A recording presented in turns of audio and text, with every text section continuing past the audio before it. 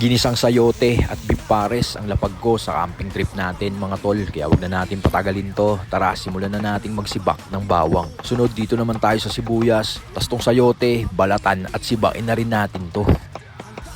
Tas dito naman tayo sa kalahating kilong baka mga tol. Hiniwa ko ng maninipis yan dahil wala tayong pressure cooker para mabilis siyang lumambot. At ito ng mise en place ng mga lulutuin ko ngayong araw na to mga boss. Set up na natin tong dalawang super kalan natin. Sabay ednisan na natin ang kalan yan. Lagay na natin tong stainless pan na ma-check out mo sa ating yellow basket mga boss. After ko malagyan ng mantika, gisahan na natin to ng bawang at sibuyas. Sabayang gisahan na to mga tol.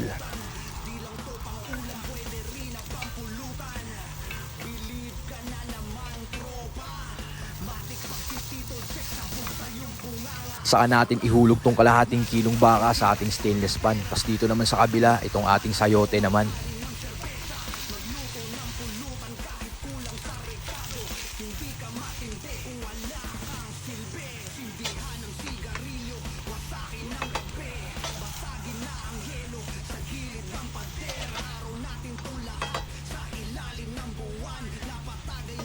Tapos yan, saka natin timplahan ng asin. Kabilaan yan mga boss, tansyahan lang.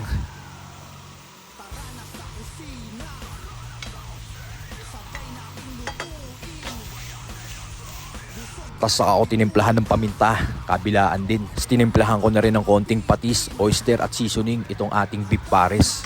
Sabay dito naman tayo sa ating ginisang sayote. Tostos lang natin yan mga tol para di siya dumikit sa ating pan. Tapos dito naman tinubigan ko na yan mga boss na panaktuhan lang sa ating kalahating kilong pang pares.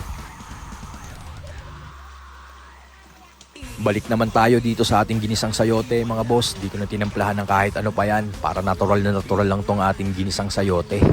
Tapos yan, tikman natin. Safe na safe ng lasa niyan mga boss.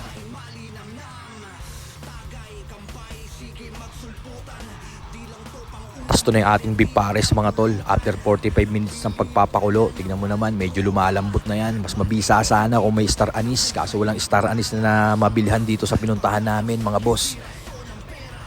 Okay na itong pares natin mga boss. Lagyan na natin ng slurry para lumapot na.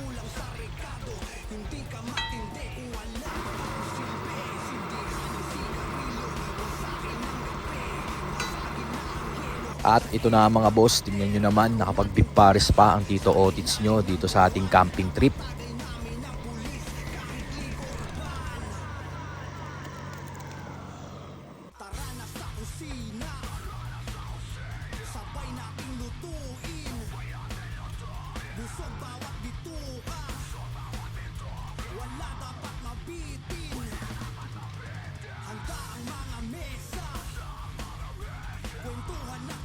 Ito na mga tolo, ito na yung ating tanghalian. Nagluto tayo ng beef pares, ginisang sayote, tsaka itong Baguio beans na may sardinas.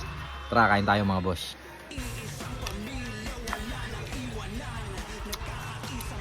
Ayos, sarap.